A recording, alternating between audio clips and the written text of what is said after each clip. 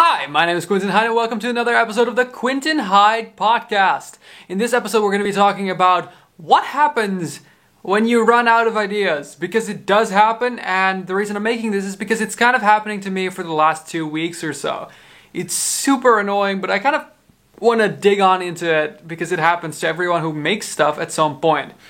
So, to start with, obviously you need to know that I make a ton of content, really. I make 2 videos a day on my Dutch TikTok, 1 video a day on my English TikTok, so that in a year, obviously there's some days that you miss or some, like, whenever you only post 1 or something. So that's, just say that it is around 1,000 TikToks a year, which is insane when you think about it, 1,000 TikToks a year. And then I also try to make a video for YouTube on my main YouTube channel every Wednesday. Now, this doesn't happen every week too, so let's just say that it's about 30, and then I try to post 3 times a week, like a photo on, or like a special kind of edited photo on Instagram. So that's like, say, 150, it's not always 30 times a week, so say 100 a year. And, Twitter is just kind of the way I go at it, but also a podcast every week, which is also 52 times a year. So say I post around, just to make sure, just to make it a little bit easier for me to do math, around 1,100 pieces of content a year, which is, when you think about it, insane. 1,100 things that I actually have to think about, because like tweets and stories you don't have to think about, like 1,100 pieces of content that I actually need to get an idea on. And usually I do this very well. Like I've said in previous episodes to people, or like the one about autism, which was like the one before this, that I don't really struggle with ideas 9 out of 10 times because they just come to me, and I don't have a process to think of ideas. I'm just sitting somewhere or doing something, and all of a sudden I'm like, got it, we're doing this, or we're making this. But at some point, like, there's always a few times a year where it just gets a little bit harder. And I have that right now. I've had that the last couple of weeks. And you still want to put out your content. Like, you can't just go like, yep, we're taking a few weeks off, because that doesn't work. You can take a few weeks off because people will leave and they won't come back after you're back. At least not most. If you're listening to this podcast, you might actually be one of the more dedicated people that would come back. But this won't work for pretty much anyone. So if you make content, you don't get a break. Pretty much no one ever who makes content full-time, and I essentially almost do it full-time next to my job, gets a break. You don't. I'm sorry, and it's unfortunate, but you don't. And basically for TikTok, what I try to do is, like, I try to just, because they're like 1 minute max, I try to just take something out of my just like space around me, or something that someone has said, and I try to just go onto that, or just ask a question to my audience. That kind of stuff works. But for something like YouTube, which is evergreen content most of the time, so it's like content that you can watch now, but you could also watch it 6 years from now, which is not really the same with TikToks, because like no one's gonna scroll back to your account 6 years back, because that's like I said, that's like scrolling back 6,000 videos. That's not gonna happen. So for YouTube, it's a little bit different, because it's 1 video a week, and I have kind of like a bunch of ideas for that, but a lot of them are hard to execute because they take a lot of time to actually prepare, shoot, make happen, edit, all of that. But it's also the case with YouTube is that I often like or require to have other people in there, but they're also like multiple day kind of things, because making a TikTok to me is really easy. There's a lot of people who are like, yeah, I spent 3 hours on this TikTok, and I'm just like, how do you spend 3 hours on a video that's not even a minute long? Like, if it's like super edited and everything with like special effects, for sure. But if it's just like a normal TikTok, I'm just like, there is no way that this needs to take that long. A TikTok for me is 5 minutes max. I crank them out in 5 minutes. So I literally, it's like 15 minutes a day to put those out. Making TikToks for me is really easy. If I have to edit them, sometimes I edit them, let's say it's 30 minutes a day, which is insanely easy. However, the ideas, like, you need to have like a large, like, the best way to say it for me, creating a TikTok is not time consuming, or like creating TikToks, but it's idea consuming, because there's just so many of them. Like the quantity of them is huge.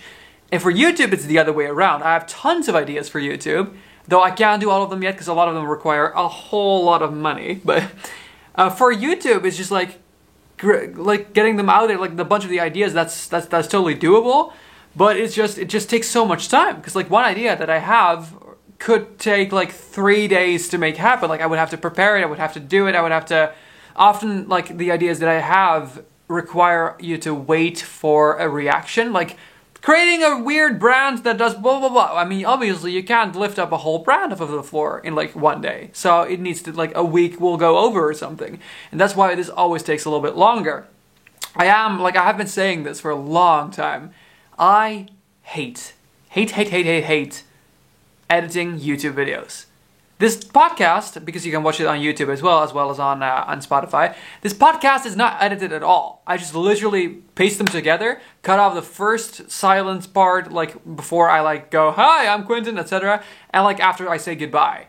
I just cut off the silences and that's it. But like my YouTube videos on Quentin Hyde, like the main channel, those take so long. Those take so long to make. And my friend Jesper, who's like in most of my content, he loves editing, so he was like, yeah, you could let me do it. I'm like, well, I would have to pay you some money, because I don't want to, like, you know, make you do all of that without actually paying you. So we're gonna like test and see if he can edit my YouTube videos for money. See if anyone notices a difference, see if anyone likes it more or less, see if, you know, how much I actually have to pay someone, like, because I don't know. Which I think that could really help me mentally, because the thing is, I'm feeling fine, like, let's put that first, but I'm so tired, because I'm doing, like, I get really excited when it comes to like creating content stuff, so I say yes to every project, and like it just messes with my mind, because right now I have my day job, because I'm getting closer and closer every day, which is awesome, but it's still not my main job to make content, so I have my day job, which is one. Then I create a YouTube video every week, or like I try to create a YouTube video every week. I fail pretty much every other week, or every 3 weeks or so now, but I try. I create 3 TikToks a day. I also have to create a podcast like this every week. And the reason literally I chose this subject because I didn't know any subjects. Like I have a subject, but I'm too tired today to, it's a subject that's personal to me and would make me sad. So I can't do that when I'm tired, because that'll make me more sad. So I don't have exactly like a list of subjects for the podcast right now that I was able to do. But I also create, like I said, a podcast every week. I try to create photos for Instagram, like fun photos. At Quentin Hyde, by the way. Just putting it out there in case you weren't following. Every week. And the thing is, at first, like half a year ago, I would also post just selfies. And that's what pretty much every creator does. And on Instagram, they're just like, yeah, that's the place where I post my selfies. Here's the thing. You most likely do not follow me because you think that I'm so hot. You might think that I look good. I actually think that I look good, but you don't follow me because you're like, oh, there's never been a hotter guy than this dude. No, you're following me for, I really hope, my personality and the fact that you find me funny. So my photos on Instagram should reflect that. So I make funny edits. They're weird as heck. And they're funny. It's like, I had this one that I was super happy about. It's like, do you put the milk or the cereal first? And you see me with like a bowl and it says, do you put the milk in the cereal first? Then you swipe, you see me peering into the bowl with the caption, I don't. And then you see the next picture after you swipe, you see into the bowl and there's like a tiny edited version of me laying into the bowl with the caption, I put myself first. It's stupid, but it's funny. And it makes you like, when you go around it, when you go about it, you just scroll and you just go, like that's what I'm trying to do. Like I want to still be funny and have like my personality out there in my Instagram pictures. That does require that I need to put more effort into those. Despite the fact that that is the only thing that I enjoy editing, photos. Because I literally just do that on my iPad with my Apple Pencil. I'm like on the couch, just while there's something playing in the background, just like editing that thing. I can actually genuinely enjoy that as like a pastime kind of thing. So that's not really that big of a problem, but it still means I have to think of several fun things every week for pictures too. And like one of them is always pretty much a promo for my YouTube video, which is like a fun screenshot from the YouTube video and a clip. Easy. That's very easy. But the other two, I have to think of something fun. Like I have to sit there and be like, okay, what is something funny or interesting I could do for a photo as well? And like I additionally running 2 TikTok accounts, having like my Dutch account and my English account, I sometimes have to think like, okay, on which of these accounts am I going to put this joke or this idea? And sometimes, like, that is something I started doing recently. I recycle them. So it's not like two at the same time, but it's like, I'm just like, oh, I did this joke on my Dutch account like 4 months ago. I'll just do it in English this time on my English account, or like vice versa. And it works, but there's always like some people that follow me everywhere and they're like, oh, you already made this. By the way, that also happens on just my Dutch account because I make 2 a day on that. Genuinely, I don't remember all the videos that I make. And at some point, people are like, oh, remember that, like, genuinely, I've had people be like, oh, remember that one video you made in which you said this and this? No, I don't. I have a great memory, generally, but did I make that video? Sounds like something I would say. When was that? Oh yeah, it was like last year, blah, blah, blah. Like, I'm flattered that you took the time to remember all of that, but no clue. Zero clue. I don't know. And it's just, like, you can probably tell when you watch my content and I ask a ton more questions that I probably don't have any idea as to what the heck I'm doing right now. Because you could literally look at my TikToks, at my Instagram story, and it's like, what would you like to see? Or like, imagine I wore this and this, or like, imagine I did this and this, and it's like polls and question stickers and all that stuff. Because at this point, I was actually listing all the things I was doing. I totally forgot that too. Like, I was listing all the things I was doing every week. Additionally to the things that I'm doing all the time, I'm currently being part of a project of like a festival, or like, it's not really a festival, it's like an event that I'm organizing with a friend of mine. Also, I just said yes to a public speaking gig. Now, I must say to me that is fun, but it is going to add more time for me to do so, like, take more of my time. I'm currently revamping design. I'm currently revamping a website. I'm currently, what's the other thing? Oh yeah, I'm running a company. I forget that sometimes. I have a company now. It's like not really a public thing, but I have a company that I have to get through, and like when clients don't pay, I have to, try and claim the money that rightfully belongs to me because they have to pay me for my services. So I also run a company. And I own 2 companies. And that means that the government sends me goddamn letters every day. And you know how vague government letters are? Because I'm so angry at our school system, at our educational system, for not teaching us a thing about actual stuff the government will ask you. Whoop-de-doo that I can say my name in French, but I'll get like a letter from the tax department from the government, and I will have no idea what the heck they're asking of me. And I'll be like, what the heck is this? And I have to ask my mom. And I'm like, how did you learn this? And she's like, yeah, I had to learn that myself too. Why don't we have any practical lessons in high school? But why do I know that the earth plates, or whatever the heck it's called in English, are like floating, and if they bump into each other, it creates like volcanoes and mountains and shit? But I don't know anything about taxes unless I Google it or ask my mom. I don't know anything about owning a company. I don't know anything. Did you know that I found out what a lease on your car is like 3 weeks back? Did you know that pretty much no one actually knows what a lease is until they get one? I thought a lease is like a payment plan. Like a car, imagine a car costs $30,000. And then, for example, they're like, okay, you have 60 months to pay $500 until you reach that $30,000, and then there you go. You paid off your car. It's not that. A lease, a private lease on a car, is like renting the car month by month. It's like a new car, because you can only lease new cars in this country by law for some reason. And you pay significantly less than what the car would usually cost for like a specific amount of time. And then after that time ends, you can either get a new car and give the old one back, or if you stop the lease, you have to return the whole car. And then they like resell it as like a secondhand car.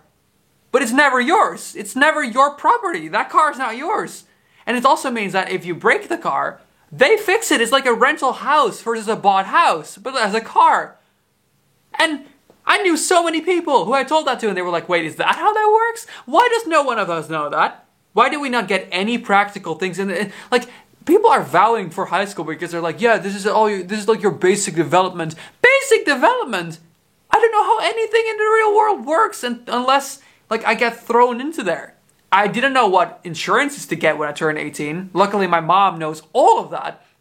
Imagine not having parents who know that very well. How the heck are you gonna do it? Like, sorry, total side tangent, but I get really upset that people put so much pressure and stress on teens in freaking high school, essentially giving them nothing to go by afterwards. But thing is also, if you can see me right now, like I don't know if you're watching the YouTube one or you're listening on Spotify, maybe you can hear it in my voice too. I am exhausted right now. This is also not going to be a long episode. I am exhausted because I just spent a weekend with my friends. We created content for Instagram, for YouTube, for TikTok, and we were just having fun celebrating my birthday, which, you know, was last month, but I don't always see them because they live on the other side of the country. It's so tiring. And I know that tomorrow morning, I have to get up again at like 6:30 and go to my work. And go to my work for 8.5 hours and then go back. And it's genuinely, I'm doing so many things at once. I hate it. And it's just, I love most of the things I do. It's just, when you do like too many things at once, it's super, super tiring. And I know it's my fault because I keep saying yes to everything. It's just, I'm glad that halfway through next week, I have a small 1-week vacation. Like on Thursday, my vacation starts until next Thursday. And I'm so excited for a week of just doing very little. I'm literally planning on like a week of just, of course I'm gonna do my basic content because I always do that. I pretty much never miss a day of posting content. Like every day has at least Instagram stories, at least TikToks, all of that stuff. But I'm so excited for just no work for a bit and just putting off a bunch of stuff. I bit my tongue. Oh, that hurt a lot. I'm excited for it. I'm very excited for it. I am okay. This is like the example of what I was mentioning. I was just gonna be like, I am planning on opening up my Twitch channel and starting to stream on Twitch. And it's just like, that is exactly what I was kind of going at. Where I'm just like, I do too many things and then I finally get vacation and I decide to add more things to myself.